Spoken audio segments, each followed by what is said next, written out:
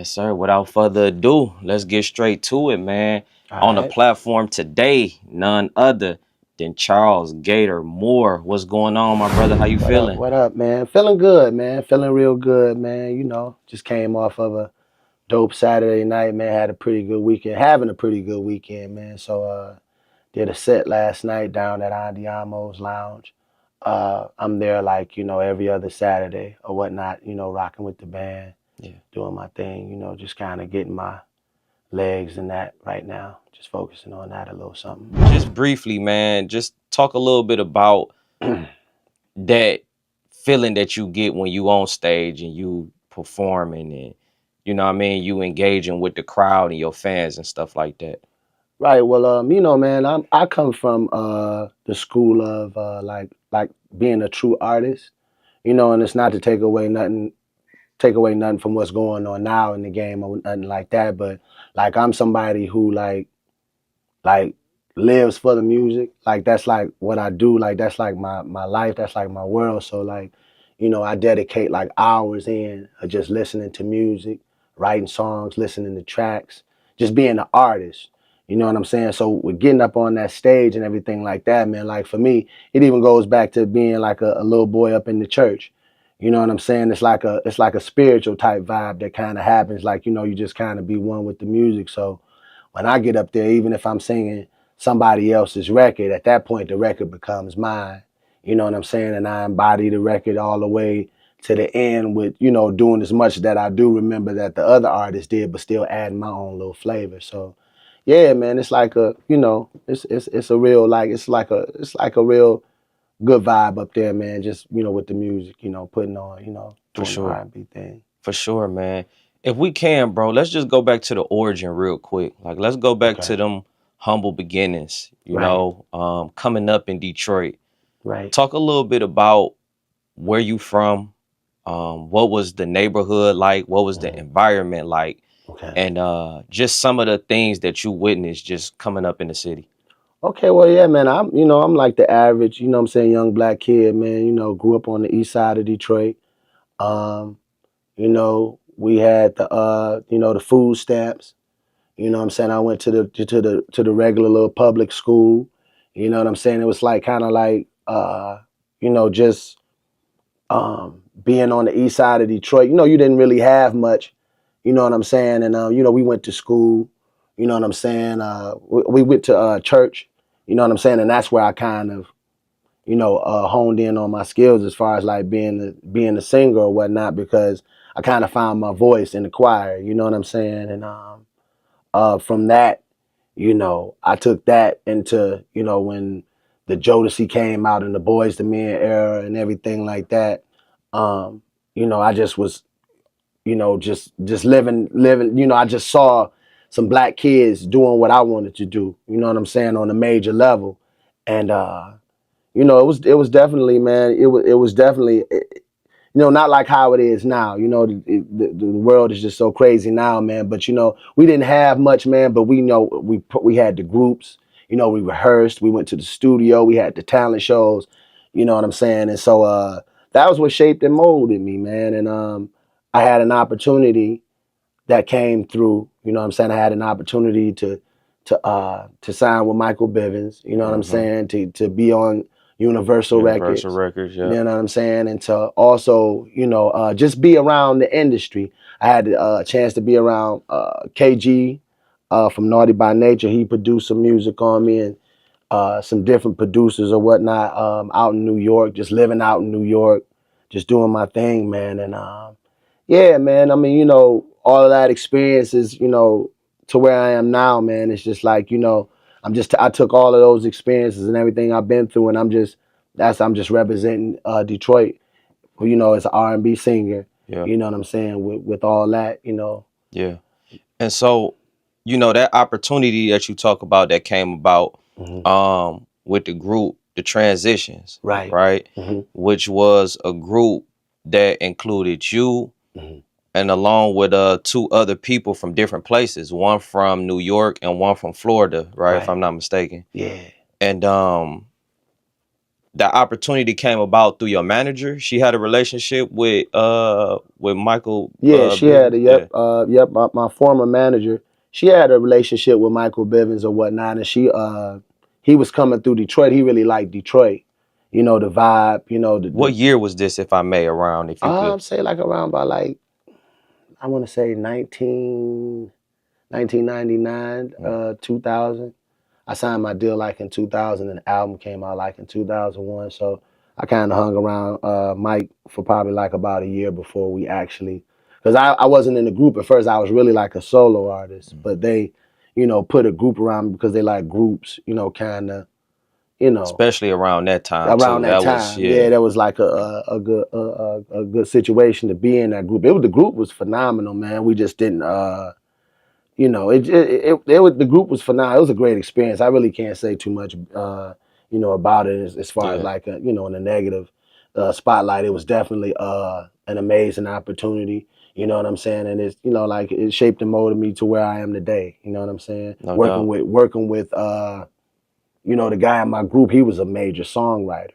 So he is a major songwriter. So he had already been Had writing records. records with Donnell Jones Hmm. and with Tyrese and with Ruffins, and he even wrote for Whitney Houston and Luther Vandross. So you And you know, say even being around him kind of helped you sharpen your pen game a yeah, little bit. yeah, because it helped me to like you know not it gave me the experience of learning how to make records sound like they on the radio versus you know what I mean because Yeah, it's like versus like getting into your own little thing. You know, he showed me like the art of structure of how straight to, like yeah making that joint sound like something that's on the radio already, yeah. you know, in the studio, you know what I'm saying? So yeah, it was a great experience. Yeah. Yeah. Um, just to kind of just to rewind a little bit, right? Hmm. Um, because like one of the if I'm not mistaken, like one of the pivotal things for you that kind of motivated you to even really go full fledged and really you know just really take it to another level. Something happened real pivotal like around the age of 16, if I'm not mistaken. Yeah, man. You know, yeah, man, at the age of 16, you know, my mom passed away. And for me, you know, it was like, you know, my whole life kind of like changed, you know what I'm saying? In terms of you know, like losing your mom is kind of like finding out like Santa Claus not real or like wrestling is fake. Like it's like you know it was like just the harsh reality of life. You know what I'm saying? Up until then, I ain't even really know nothing about death. I never had to really deal with it other than you know from you know A distance, a yeah, distant like yeah. family member or somebody that was kind of like old, but dealing with that and it just kind of like it just kind of like woke me up to like a lot of things and it just kind of just let me know like that life was like serious. You know, I went through a depression point Mhm. and everything like that because she was an amazing singer as well. Yeah, yeah, and that was the thing too, is that I in the And family, you too, you and your mom were the two people that was blessed with that ability to sing. yeah, yep, yep. And so you know, I kind of lost I never really she never got to see this like who I really was, you know what I'm saying? She knew I had it, but she never really got to see it develop or you know what I'm saying, turn into anything like for real, you know what I'm saying? Because that was when I really started. Like I said, 16. That was like when I was in high school and really starting to Yeah, mess with the. Yeah, it's yeah. She didn't get a chance to witness that. So I mean, of course, I know she's with me. for You know what sure, I'm for saying? sure. But at the same time, yeah, no, she never really had a chance. I think I sang for her, like possibly like once. Mm, You know, just to show her like you know. that's what I can do. So Yeah. coming out of that process, and this is for anybody that may experience that, because what I like to do even with this Hmm. segment is called interviews, Hmm. INNER Hmm. views. Hmm. And it's somebody out there that's going through a similar situation, Right. and you said that you was at a point in your life where you was kind of like in a depressed state. Yeah. But now, as we can see, even though obviously I know that it's still a struggle at times, it's still painful, but you've been able to pull yourself Yeah. up and been able to have all different type of successes and didn't Mhm. let that stop you, but more so use that as fuel Right. to ignite your passion. If you Right. can talk to the youngins or anybody and kind of get them a word of advice of how to navigate through that space.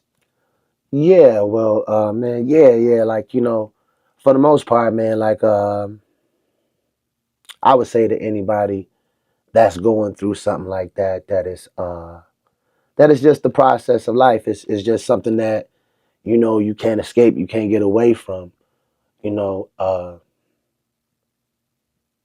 it's so many different wonders, you know, in this world, in the universe, like, and everything like that. And we all gotta understand that, all of us are gonna do that one day. We all gonna make that transition.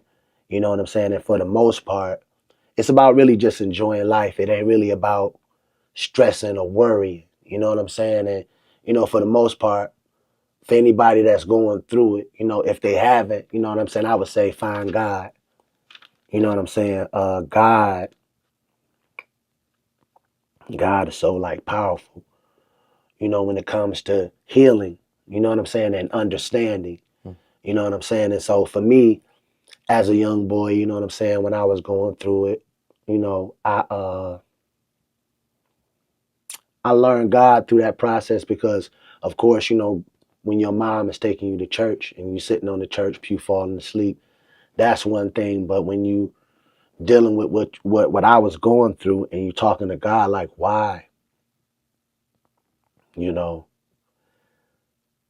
people say, God talked to him and everything like that. I can't say that I've really actually heard God speak, but it's like your thoughts, it'd Hmm. just be thoughts that have come to your mind on a positive Yeah. level. And it just like when I was going through what I was going through and I was depressed, I was depressed for probably about like a couple of years or so. I dropped out of school, all kind of shit. And I just was like, one day I just got tired of being depressed. And I just picked myself up, man, and just started living, For sure. For And sure. I knew it was like a thing where I was like, with my talent, I knew that I had to do something with that to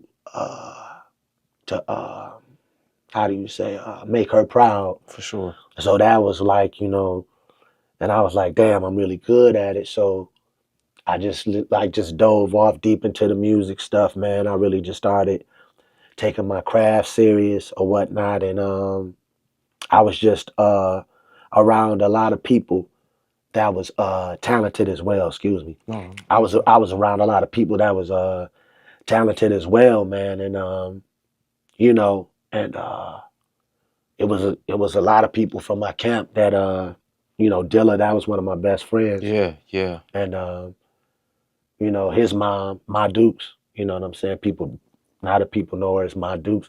I slept on their couch for a while. You know what I'm saying? While he was like making beats or whatever. It was like no, it was around the time when he was doing stuff with So, Busta and because we okay. got our deals around the same time. When he hooked up with Q-Tip, I hooked up with Michael Bivins. We both linked up and was like, because uh, Dilla's father used to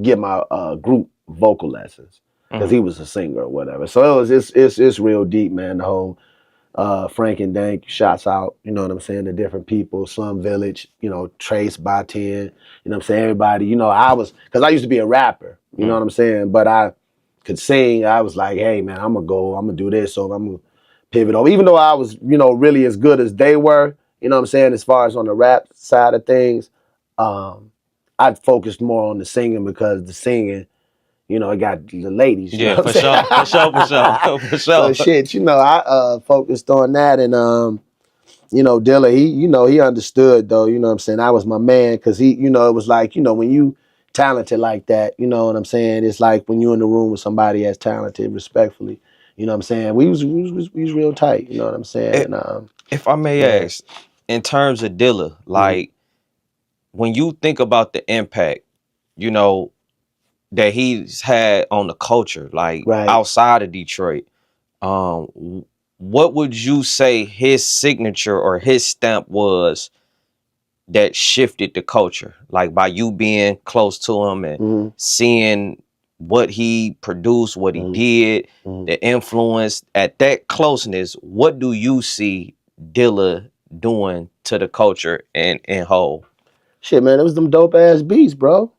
That motherfucker, man. You know what I'm saying? Like I was with him. You know what I'm saying? When he was making them on the Casio keyboard with the the 6 second Casio keyboard with the dual cassette. We was recording like that back in the day when we was kids. You know what I'm saying? Shit, and we had to be about at least, man, because that was ninth grade. When you're in ninth grade, what you like, 15 years Yeah, old, type shit. So it was that, man, and it was like even with me being able to sound like New Edition or sounding like people on the radio and stuff like that, he can make beats dope like that. You know what I'm saying? And so that's the time when that's knowing that hey, oh, I'm I I'm see I'm what you're kind of saying. dope. You Yeah. saying you can sing like people on the radio, and he can make beats from a quality standpoint. Standpoint. Like, yeah, Yeah, even as a kid, even he knew how to pick out them dope ass samples for sure. and then put them drums under it a certain way.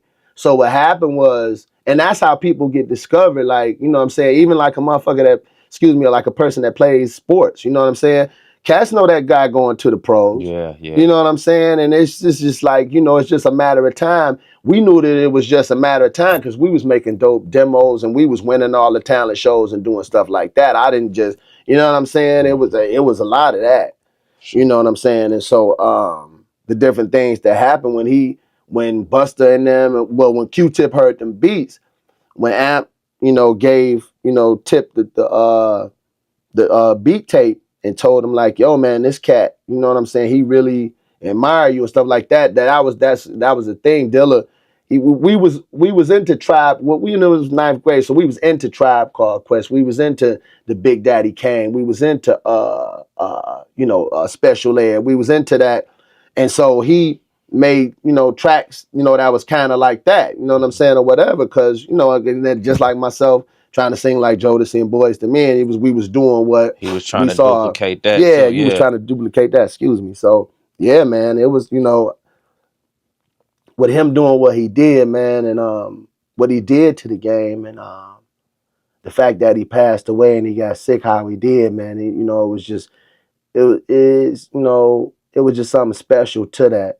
Because he wasn't like a sickly person or nothing like that. He slept a lot or whatever, man. But because I think that's like a A symptom yeah, of that's the uh, what did he have? I'm sorry, it leaves my mind but what he yeah, no died problem. from. Yeah. Yeah, what he died from or whatever. It was like a something that you're born with, and it kind of just Mm. at a certain point.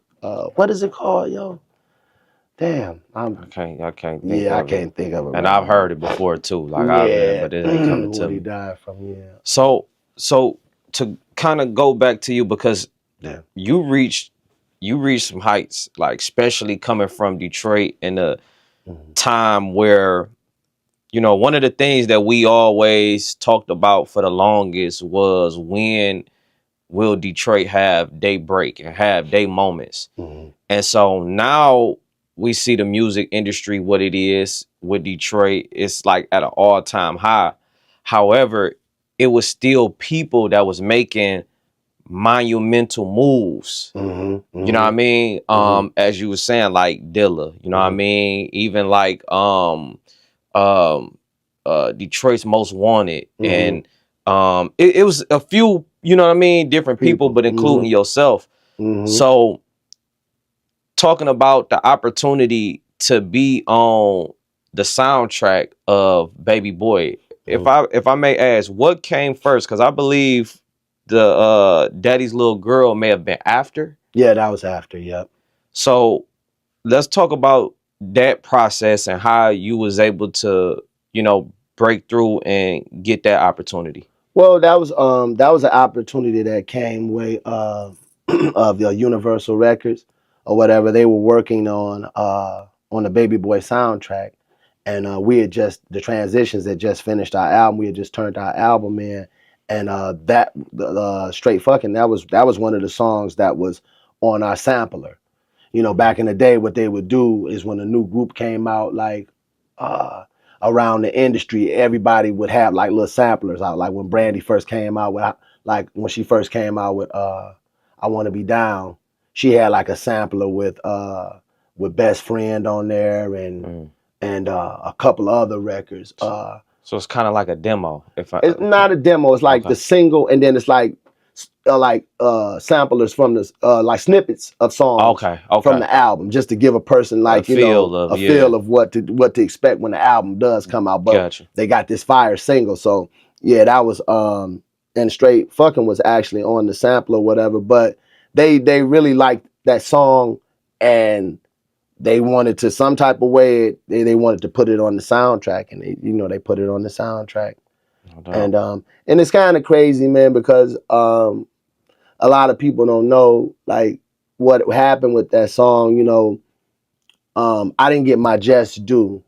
And I was gonna go into that because a Yeah. lot of people actually thought that that was Tyrese Yeah. singing on that record. Yeah. Up until, and that's like I had to live that down for like at least like 20 years. Like now people know because with the internet and everything like that. And he's never sang the song. It's never been a rendition of him singing it at all. You know what I'm saying? And it's kind of crazy because he was never asked that in the interview or nothing like that. It was just people's assumption, that he sung the song because it was on the soundtrack, and our And voices. I was gonna say that raspy kind of like it. Yeah. It makes sense to make that mistake. Yeah, but what happened is the song just blew up and became like its own little entity or whatever. And now, like I said, with the internet and everything, people really paying attention to the internet and really like doing their research, like for real. Now people know that it's me. Yeah. So it's like I'm kind of like now starting to get my just due. Yeah. You know what I'm saying? And some shady stuff happened on the business side of that or whatever, because I wrote the song and You didn't get no publishing. and yeah, going back to my manager, I'm gonna just keep it 100. She stole from me. You know what I'm saying? And so at the end of the day, I'm just gonna put it out there or whatever. I don't care. I put it out in every interview. You know what I'm saying? Whether the powers that be knew what was going on or whatever, but everybody know I ain't getting my money for that record, and I wrote it. You know what I'm saying? So at the end of the day, where I am in my career now, everything, you know what I'm saying, that all come to the light at some point. You know what I'm saying? And I never wronged nobody. You know what I'm saying? I never, you know what I'm saying? I did everything that I was supposed to do as an artist throughout the years. You know what I'm saying? I know ain't nobody perfect and no stuff like that, but it was no reason to steal from me. And that's what it really kind of, boiled down to when you dealing with the industry. It's just that just being in that space of not knowing the business, you know what I mean? And people just taking advantage of you simply not knowing. And sometimes we just kind of like, we expect for people just to be genuine people. We expect for people to do the right thing. And it's always like a thing, whereas like, you always wonder why Boys II Men was always so mad at that dude, right? Because I'm not going to mention nobody's names and nothing like that, because I don't want nobody trying to come back at me and nothing like that. But you wonder why, and just like even with old girl, you know what I'm saying? People know who I used to work with and everything like that, and they wonder why I don't work with her no more. People can try to make that perception to like try to make you look bad, but like I say, everything always comes to the light. But you wonder why Boys II Men, they don't even talk to that guy no more. And that's just what that is, you know what I'm saying? But at the end of the day, me as an artist, I still gotta do what I gotta do. For sure. You know what I'm saying? Because I gotta represent for the city, man. It ain't too many. I was just talking to my mans on the way here, and it's not really like a lot of R&B artists that are, I mean, you know what I'm saying, with the exception of the hip hop thing that's really happening good in the city, man. There's not too many of us that's really like, carrying that torch like that, No man. doubt. And that's, I'm just doing, I'm doing what I got to do, because at the end of the day, um, my past doesn't define who I am. You know what I'm saying? $100%. It's about really just putting on for the city and doing what I got to do, regardless. And if it took for me to go through an experience like that, to be able to talk about it, For and sure. and to be able to speak on it, to say, that ain't right. You know what I'm saying? Hey, it's crazy, but that's how just some people, man, they can just live with themselves, No, by just, 100%. screwing other people over, That's Yeah. sad. Now, you know, for a person that, some may not know, but Sam Cooke Hmm. is one of your favorite artists. Right, right. And you had an opportunity to like do a rendition Hmm. of his song Right, on Daddy's Little Girl soundtrack. right. Yep. Speak on that opportunity and how that came about. Well, that came about, man. Like I said, I after the transition situation, I was working with Mike. We were in talks of him helping me out with my solo career or whatever, but it went sour at some point. Like I said, whatever. But at the end of the day, what happened was the soundtrack, it came about, and we had been working on some demo songs. He had been flying me out to LA. I was working with this guy named Doc, this A&R named Doc, that was working for his company or whatever, and we had been working on some songs. And his bodyguard or whatever, he was working with Tyler Perry at the time. He was doing some work for Tyler Perry, like he was doing like some bodyguard work for Tyler Perry, and they were working on the Daddy's Little Girl soundtrack, and he had an opportunity to submit some songs or whatever. So we submitted the songs that we had been working on, but they wasn't really fucking with it. It wasn't the vibe. It wasn't so much that the songs was whack. Excuse, excuse me, but it wasn't the vibe for the soundtrack. Soundtrack, yeah. So what happened was they that, like, it was like kind of like a situation where we thought it had fell through. Okay, ain't nothing gonna happen with that, and so it kind of like discouraged Mike. You know what I'm saying? He was just kind of like, and a lot of times, if somebody's investing in a situation and it don't seem like it's Falling going through. anywhere, he kind of like fell back for a minute, right? And so what happened was they called me up. I was off doing some other stuff or whatever in the city, just kind of hanging out, working on some music or whatever. And they called me up and was like, hey man, well, what they did, they had somebody else in the studio trying to record the record. But he was sounding like my man from After Seven, Mm. trying to sing A Change Is Gonna Come. So it Yeah, wasn't it yeah, that wasn't ain't, yeah. it wasn't sounding good. But they had already paid this cat like half of the money. You know what I'm saying? Because they thought he was gonna be able to do it. So anyway, Mike Bodyguard remembers that, oh man, Sam Cooke is Gator's favorite singer. Like, damn, let's see what Gator doing. So they hit me. That's how they used to do me. They hit me up That's like, crazy how relationships work, man. When you yeah, kind of just, you know what I mean? This is a yeah, bodyguard yeah, for, but just the fact that yeah, he's that close, y'all got the relationship and right. it just come full circle. That's dope, And man. I'm not even telling the whole story, the real story. But anyway, because that's even deep. If I wanted to, hey, at some point I'm a Charleston White these fools. But anyway, Just make sure you come back here to do it. exactly. Hey, nah. So what happens, yeah, man. So what happens is they didn't pay this cat half of the bread. So they come to me like, Gator, can you do it? And I'm like, yeah, I could, But that wasn't even, to be honest, that wasn't one of my favorite songs. But all of his other songs was my favorite song. The ones that I knew Yeah. was my favorite song. So, and like, can you do it, man? And I'm like, yeah, I could probably pull it off. So they sent me the music or whatever, and I went and got some time at the disc, and went over there, man, and really just gave it my all, This is man. I history, prayed yeah. about it. You know what I'm saying? I was, praying to, like this, to Sam Cooke, like his spirit, like saying, hey man, I really, like like man, it would be an honor to do this record. You know what I'm saying? I had like a moment, like for real. Like, I don't know if that was part of how it all happened, but anyway, man, I sent it off to sent it back off to the bodyguard, man, and I still had the text in my phone. I still got the phone. I don't know if the text is still in there, but they sent me a text back like Tyler Perry loves it, you That's know. fire. And they put it that what people hear in the movie is what I recorded. What I recorded, you know what I'm saying? But I didn't get credit for that because they stole my credit for that. But it's, you know, Man. Cat asked me, because I'm going to keep it real, man. I don't care because niggas don't talk to me anyway. Cat called me up. The bodyguard calls me up. He said, hey, man, how do you want the credits to read when this shit come out, right? I say, well, shit. I wanted to say just so scandalous because, nigga, I went up there and that motherfucker. I'm the one that recorded it, right? When the shit comes out, guess what it says? Sporty Rich Entertainment.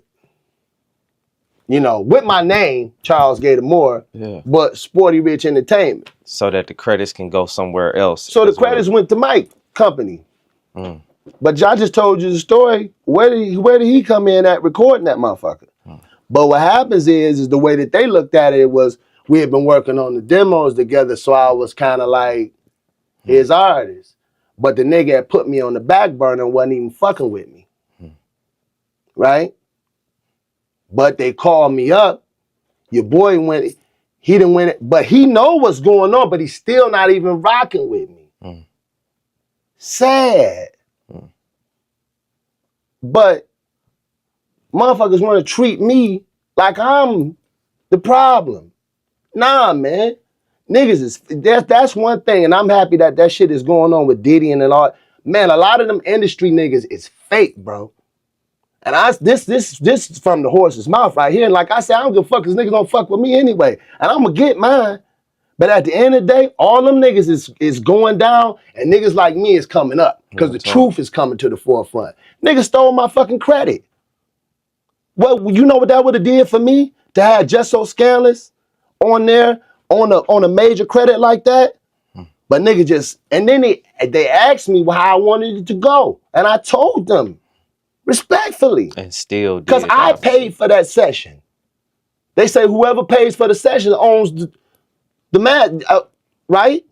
So, and that's how it went down, man. But the one thing that he did do on some real shit, he made sure I got my money because they tried to play me on my money. But he made sure I got my money. So thanks a lot for helping me get my money, my nigga. But you still stole my credit, though. So for sure. It is what it is. For sure, man. And that's the murky thing with the industry, man. Right. Now that you independent and you doing your own thing, man, do you like what's the perfect situation for you? Like, would you shop a major deal or are you liking the independent route? You know what I mean? Considering the games and you know the trickery and stuff that you know about.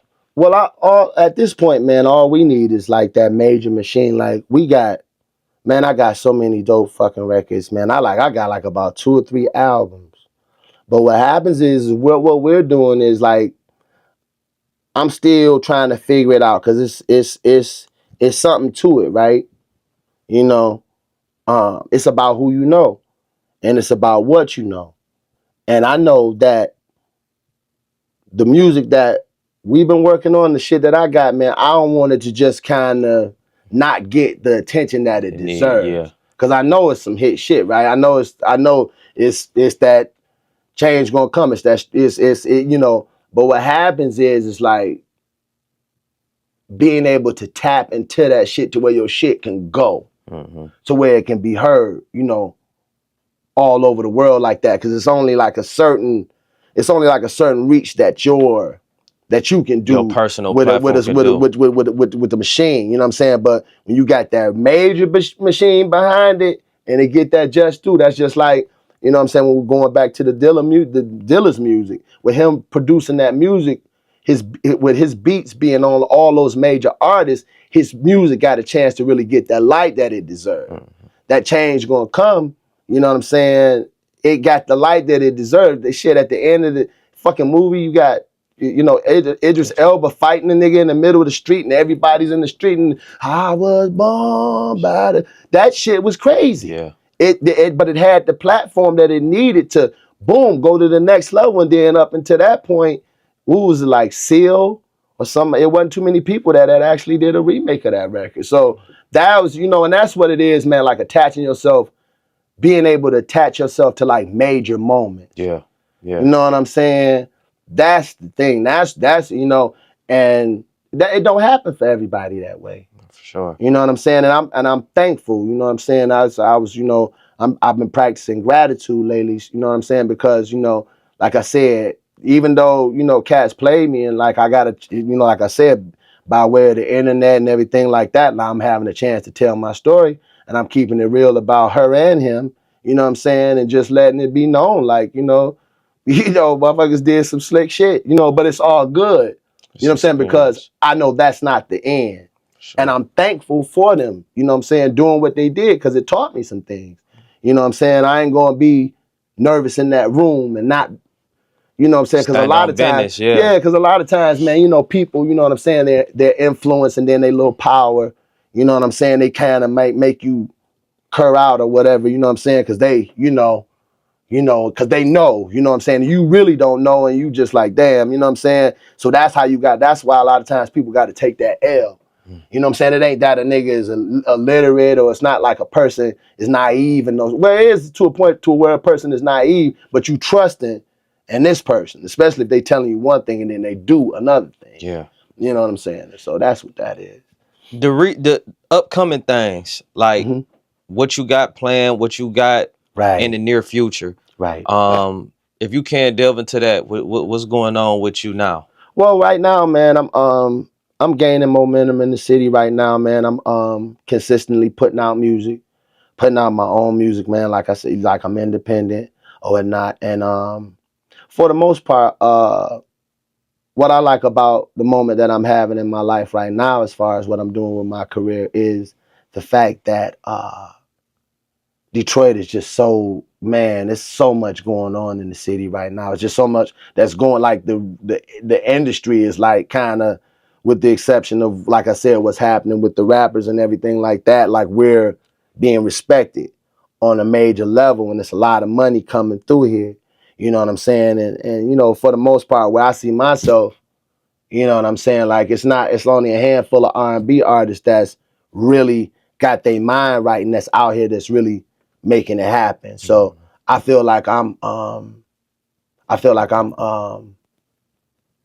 in a good space. You know what I'm saying? Because I'm a big fish in a small. I'm a big fish in a big pond. You know what I'm Mhm. saying? So it's room out there for me to eat. So I got some performances coming up, man.